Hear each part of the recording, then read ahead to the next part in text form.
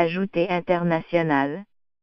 La Corée du Nord a qualifié mercredi de grave provocation sa désignation par Washington comme État soutien du terrorisme, affirmant que les sanctions ne la forceraient jamais à renoncer à son programme d'armes nucléaires. Notre armée et notre peuple sont emplis de rage et de colère envers les gangsters haineux qui ont osé mettre le nom de notre pays sacré sur cette misérable liste de terrorisme, a déclaré un porte-parole du ministère des Affaires étrangères cité par l'agence officielle KCNA.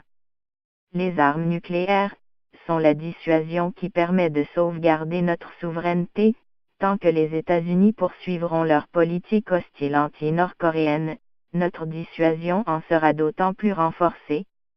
Accusant Washington de se comporter comme un juge international en matière de terrorisme, le porte-parole a estimé que la décision américaine était manifestement une absurdité et une mascarade au regard de la paix et de la sécurité du monde.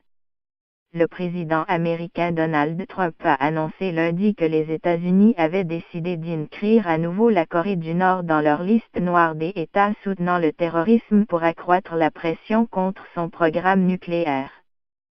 Le régime nord-coréen a rejoint les autres ennemis des États-Unis inscrits sur cette liste noire, l'Iran et la Syrie, et le Soudan, qui rentrent toutefois progressivement dans les bonnes grâces américaines.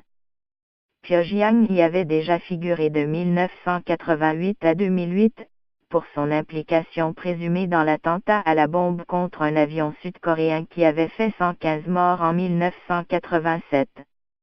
Les États-Unis espèrent qu'une fois totalement isolés, soumis à un blocus économique draconien et sous la menace de l'option militaire souvent brandie par le président américain, Kim Jong-un finira par accepter des négociations sur son programme nucléaire.